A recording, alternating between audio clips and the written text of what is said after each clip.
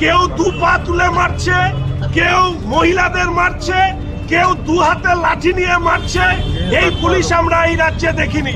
আমরা মনে করি রাজ্যের মুখ্যমন্ত্রী তথা পুলিশ মন্ত্রী ইন্ডোরে ব্লক সভা করে নিজেদের দলের ক্যাডারদেরকে পুরে সভা করে মুখ রক্ষা করতে গিয়ে যখন ব্যর্থ হন, যোগ্য শিক্ষক প্রার্থীরা ডিআই অফিসে যখন তাদের ন্যায্য চাকরির কথা বলতে চান, মমতা ব্যানার্জি পুলিশের লক্ষ্য ছিল প্রথম দিন পুলিশ দিয়ে এই চাকরি যারা চাকরি হারিয়েছে তাদেরকে মেরে আন্দোলনটাকে দমিয়ে দেওয়া।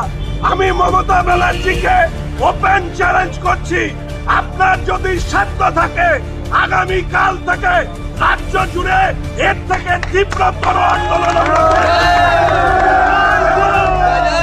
মমতা ব্যানার্জি, আপনি জেনে রাখেন, পুলিশ এবং গুন্ডা দিয়ে এইভাবে আপনার দলের নেতারা টাকা খেয়ে এদেরকে চাকরি দিয়েছে, তারপরে যোগ্য চাকরি যারা পেয়েছেন তাদেরকে বলি দিয়েছেন।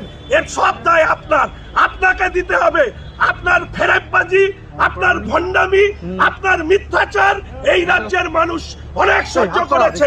রাজ্যের মানুষের কাছে এই আহ্বান রাখতে চাই যে আজকের দিনে দাঁড়িয়ে রাজ্যের সরকার বিরোধী সমস্ত মানুষ রং, বর্ণ, ধর্ম, পতাকা সব ভুলে আজকে জনগণকে এই রাজ্যের নেতা হতে হবে। কারণ জনগণ যদি নেতা হয় তাহলে নবান্ন থেকে এই একজন স্বৈরাচারী শাসককে আমরা টেনে নামাতে। নতুন নতুন আপডেট পেতে সাবস্ক্রাইব করুন নিউজ আপ ডেইলি।